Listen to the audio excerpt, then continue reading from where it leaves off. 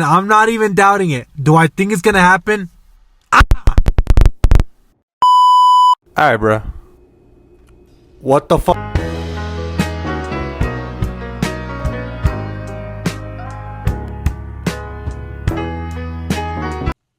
So if y'all don't know, I made a short about talking about why Canelo versus Terence Crawford needs to fucking happen, but what's going on here?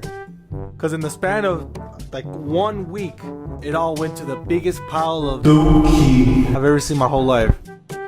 So should we start from the beginning? Let's do it. So 1 week before the fight of Israel Madrimov versus Canelo Alvarez, what the fuck, Canelo Alvarez? So like let's not like a week before Terence Crawford versus Israel Madrimov, the biggest fight could be made. Alright, bro. What the fuck is happening? Canelo versus Terence Crawford. Pound for pound greatness. All in one ring. Wrong. That ain't what we getting. Not anymore, buddy. So let's start from the beginning. Terence Crawford versus Errol Spence, 2023. The biggest fight in boxing since Tommy Hearns versus Marvin Hagler. Since Floyd Mayweather, Manny Pacquiao. Since Jake Paul and Anison Gibb. The fight that was supposed to be the biggest 50-50 matchup we've ever seen in boxing history ends up becoming the most one-sided spanking since Braun Strowman versus James Ellsworth. Changed the whole boxing world, because before, the fight we all wanted was Errol Spence versus Canelo Alvarez. Wasn't the fight we wanted, but it's the fight that money wanted. It was at the point that I was in the contract to be a little side dish of Jamal Charlo and Canelo and David Benavidez and Canelo during the PBC offer that they offered. So after Terence Crawford beats Errol Spence, the talks ended up happening of could Terence Crawford be the one to fight Canelo? Will he fight Canelo? And Terence Crawford ended up coming out on Joe Rogan talking about it. Going up and becoming undisputed against Canelo. And it shook up the whole boxing world, and now the fight that we all want. Going to Canelo's side, the fight that we all really want is Canelo versus David Benavidez, but even Shakur Stevenson is proud of the fact that how much Canelo's been running from him. It's not the point of, well, Canelo should fight David Benavidez, it's he's not, and what else should we do? What's next? Who else? Because for sure, it ain't Canelo versus Nico, it ain't Canelo versus Chris Eubank Jr., it's Canelo versus David Benavidez, or versus Terence Crawford. And then a beautiful man comes in named Turki Al-Sheikh with his luscious robe and his luscious headgear and those beautiful sunglasses. So he decides to come up with the super card of Riyadh Season LA BMO Stadium starring Terence Crawford, Israel Madrimov, the two big babies in boxing that does not include Devin the Dream Haney. Oh my god, bro. Oh hell no, man. What the fuck, man? Get your Russell from Up going up against Obafemi, and Isaac Pitbull Cruz going up against Edgar for my math class, Rayo Valenzuela. It was the perfect card. All Terence Crawford had to do was show up and show out. And that's not what happened. Ended up becoming the closest fight of the night, and that even people are clamoring that it was a robbery. Terence Crawford was looking beatable, and the talk slowly decided to fade down. A couple days after, Canelo has the first press conference against Edgar Mamapinga Berlanga. He ends up revealing he got the phone call by Turki Al-Sheikh to talk about the potential fight of Terence Crawford and Canelo, but Canelo turns it down because he wants to focus on Edgar Berlanga instead. I'm not cutting that shit out. To talk about the potential fight up of Canelo versus Terence Crawford. You see, this is my way, not your way. I do not mess with your way. This is my way. Güey. Viva Mexico, cabrones. Turki Al-Sheikh not taking too kind of that and ends up dropping euphoria on Canelo, talk about how he takes easy fights and fights smaller opponents that even Terence Crawford ends up coming out and saying. So now it becomes a big old back and forth of, did Canelo duck or is he right? Because there's a lot of people who think he's right and there's a lot of people who think he's ducking. But then there's a lot of people who just don't want the fight because we don't want this shit to happen. Oh my god, bro. Oh, it certainly is. You know? But no one's talking about Canelo versus Edgar Berlanga because no one really wants to see the fight. The only reason why we want to see the fight is to see Edgar Berlanga get knocked out. Canelo versus Edgar Berlanga press conference number 2 in LA ends up coming around, and we just want Edgar Berlanga just to say something, just to be a little on the offensive side and not tell him he's gonna respect him and maybe go down a little and pull out a little zipper and give him a good old, good old. So then Edgar Berlanga comes out. He comes out strong. I remember the first time he came out with no shirt. Maybe this time he's gonna come out with no pants. He ends up telling Canelo, look at this hand. This skin is gonna get you. You're gonna get knocked out. You're gonna get knocked out. Just for Canelo to come back and saying, you punched like my kid, you piece of shit. You fucking Dylan Dennis wannabe. Bow, bow, bow, bow. Talking about he sees fear in his eye, making Edgar Berlanga scared that even yes, the Mexican can talk shit, even though he can't even speak the language. He's for some reason beating at you at the press conference. Edgar Berlanga gets scared, and now everyone wants to see Canelo versus Edgar Berlanga now, finally, because Canelo at the last press conference realized, what if I just fucking become the biggest shit talker in boxing? Realized it could work, and he did it to Edgar Berlanga.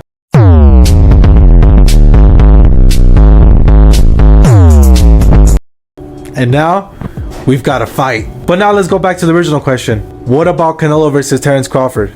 Is the fight gonna happen? Well, Turkey said no, so oops. Because there's two important questions that we need to ask. What do we need and what should we get? Because those are two completely different questions that we need to be asking. What do we need? Canelo versus David. What do we need? Terence Crawford versus Jaron Boots Ennis. But as we discussed, what we need, we're not getting it. So, throw all those ideas and put them in the trash, buddy, because we ain't getting them anytime soon, bud. But let's get to the real question. What should we get? And now, I present to you the future of boxing and what we should get. Starring Acho Andre. Now, let's get to our people. Before we get started with that, let's talk about Terence Bud Crawford, who's got more options. He's starting to look like a Christian girl deciding who's gonna fuck up her life the most. He's got Virgil Ortiz Jr., who got a shaky decision over a burger Chuck E. Cheese over here. He's got the potentially returning former undisputed champion at the 154 weight, Jermel, the hitman Charlo. He's got the newly champed Sebastian Fundillo, or the person he's gonna fight next and possibly get the rematch with Errol the Sober Spence. Or you got the Jason Voorhees cosplayer Tim Zhu. What? It's just an ordinary crabby. Oh my goodness! But Terence needs to decide quick because he's getting so old that I heard Jake Paul might actually call him out for the next fight. All the potential matchups Terence Crawford has is insane because he just stepped in quite possibly the best division in boxing. So we really don't need to talk about what we should get from Terence because you can literally look left any direction you can. Left, right, up, down, middle, back. You can look inside someone's asshole and you'll probably find a dream opponent for Terence Crawford at this point. But like I said, he's 37 years old. You gotta decide, buddy. Now, let's talk about my main man, the king, the man himself, Saul Canelo Alvarez. Now, let's get a little serious about this conversation. Dimitri Bivol, the man who beat him and put the two in his career. Now, there's something special about Dimitri Bivol. It's not what you think. Dimitri Bivol could be the one who could lead us to David Benavidez versus Canelo Alvarez. Now, let me explain. Because this, I swear to God, I felt the light bulb in my head when I was recording this and I thought about it. I had to come and re-record everything because I just thought about this and maybe it could possibly be true. Now, if you remember, the reason why Canelo did not want to fight Dimitri Bivol at 168 was, he didn't say it, but we all kind of thought it, was because he did not want to lose everything he's at 168. And that's why he fought him at 175. Now, if that's the reason why, maybe this is how we could get to David Benavidez versus Canelo Alvarez. Like I said, let me explain. Dimitri Bivol is going to go up against Artur Beterbiev for undisputed at 175. And who's the mandatory? Who's next up in line? The Mexican monster, David Benavidez. And I know this might not even happen. If David Benavidez beats any one of them, and becomes undisputed at 175, Canelo could go up and try to be undisputed at 175, and now he won't have anything to lose at 168, and this is why he won't fight David Benavidez in the first place, because he has so much to lose. If he loses to a little Mexican kid, big Mexican kid at 168, his weight, and if he goes up against David Benavidez at 175 for undisputed, he's got that little bit of excuse that says, I fought him at a higher weight, he beat me at his weight, I'm not even built for this weight, he really didn't beat me that good. Now this shit sounds crazy, but just hear me out.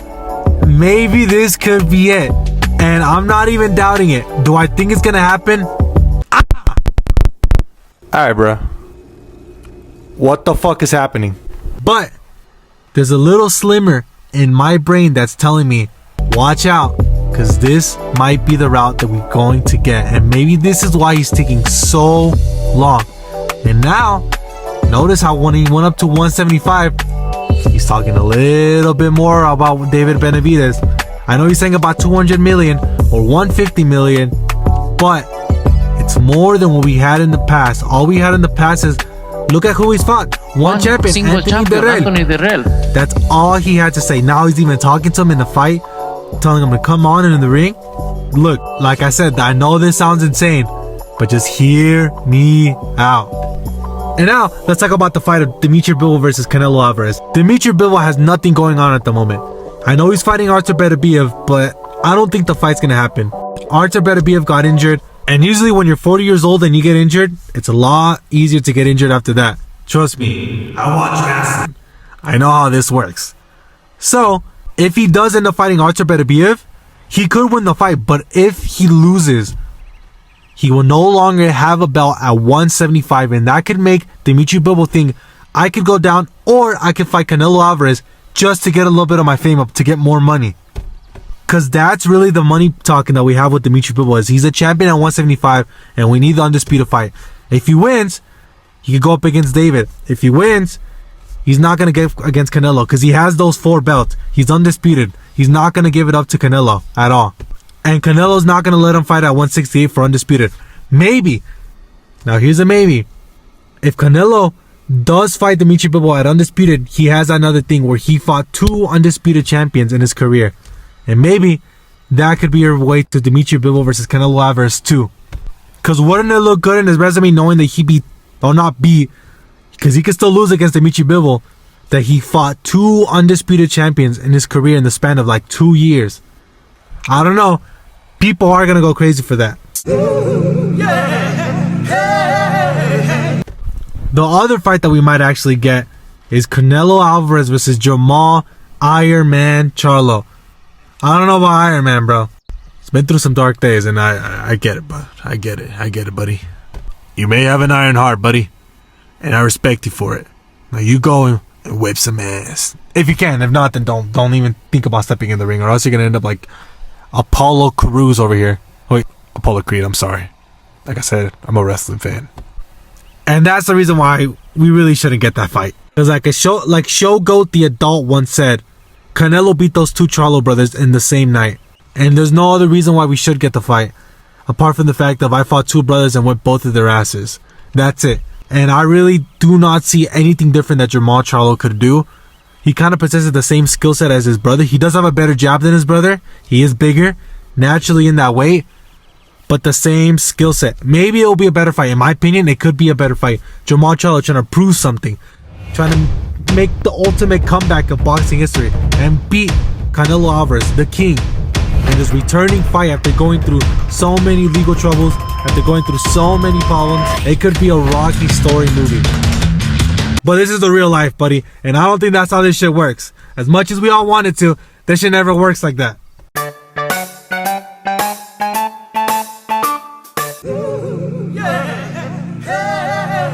Now, since we're talking about potential and fantasy fights and fantasy booking, let's talk about something I've been thinking about. A little fantasy card I've been thinking, a little sprinkle that's going around in my brain. That's make me think. That's making me think. Holy crap! Could this be it? Now, there's one fighter in the Canelo undercard that is going to fight and is returning, and there's big hype around him at the moment. That is Daniel Swift Garcia. I know what you're thinking, but knowing Canelo, if Danny Garcia shows up and defeats Erislandy Lara big, and I mean big, a spectacular knockout that he's usually known for, he will make a deal with him for Daniel Garcia to go up in weight and fight Canelo Alvarez at 168. Trust me, I know this sounds crazy, but I think there is a reason why he is in that undercard that does not have to do with money and like big names in the undercard. I know that could be the good reason. I know that could be the main reason. But I'm just saying, put on your tinfoil hats and just listen to my words. when Canelo Alvarez and you see Michael Benson post, Canelo Alvarez is in talks with Danny Garcia for a potential matchup in Cinco de Mayo or in December. Do not forget my voice and do not forget about me, because this might happen. Now let's get rid of this fantasy fights. Now let's talk about what is actually going to happen. I don't know what's going to happen. I don't know. I'm as clueless as everybody in the whole world. Who knows? Who knows? Maybe Edgar Berlanga, aka Sneeko over here, actually puts up a fight and beats Canelo. Maybe Edgar Berlanga shocks the world and ends up becoming unified champion at 168. And before I finish off this video, I swear, if Canelo Alvarez fights Jake fucking Paul before David Benavidez, I'm gonna do some fucking syndrome shit and tear down my Canelo Alvarez poster and get my no boxing, no life tattoo removed from my body instantly. And then get a re-tattoo and put the poster back up, because I love you, Canelo. Don't worry. I'll always be your number one fan. But seriously, boxing at the moment is big. It's a mess. I know the title said it's a mess, or it's clumsy. You can name whatever adjective it is, but it has the potential to keep on growing. And could Turkey be the way? Maybe, but it's not just about Turkey. It's about the boxers themselves making the fights. It's not about the money fights. It's about the matchups. As Shogo the adult said, it's about the matchups. We need to see 50-50 fights. We need to see bombshell after bombshell, like we just saw against Virgil Ortiz versus Boa Chuck E. Cheese. Those are the type of fights that will bring eyes to the sport. No matter what you think, it could be Ryan Garcia versus Terence Crawford. It will bring eyes, but once it's one-sided, we're gonna forget about it. And that is why 2023 almost flopped. It was the year of the GOAT, the year of the dream fight, but most of the fights ended up so one-sided, like Gervonta Davis versus Ryan Garcia, Terence Crawford versus Errol Spence, and at some point Lomachenko versus Devin Haney. I know they robbed Lomachenko, but at some point people thought this is kind of one-sided. It kind of killed the sport and the momentum it had going on. But Ryan Garcia, Devin Haney, as much as you hate those boys, and I know people do, they were the ones who got up and decided, you know what, I'm gonna keep on fighting. Oscar Duarte, Regis Prograis, and each other. I know you could say Ryan Garcia's at the point where he's Devin the Dream Haney, he's at the point where he's well, they fought people, you know? And maybe we need that in boxing. We need young cats who want to fight each other. And I know it's their body. I know they're just in it for the money. And trust me, I would be in it too. But the ones who are there for legacy, look at those young two lions who kept on going up and getting up. Ryan Garcia might even come back and fight, I don't know, Errol Spence. Devin Haney could come back and fight he could come back and fight Sandor Martin and make like 5,000 pay-per-view buys. But you know what? I'll always respect those two for the fact of getting up and fighting each other. And that's what everyone in the boxing world should do, no matter what. No matter if you're all the way down there, if you're all the way up there, please remember, this sport, it's about fighting. It's the reason why we get up and go out to the gym and maybe throw up some hands, protect our family, protect our young ones, protect I don't know at this point. Oh, I got a message. Oh boy. Let me wrap this video up. Leave me down in the comment section below. Who do you want to see next? What do you even want to see next? Please like and subscribe. Please share. I know I'm new. I'm sorry about the mic. The mic, it does need a little bit of work, and I'm sorry. My whole setup, like I said, I'm sorry. Nothing really I could do here, you know. But you know what? I'll keep on trying to make videos for y'all. I know it's only gonna get like 10 views, 20 views. But those 10 or 20 views, I really hope you enjoy.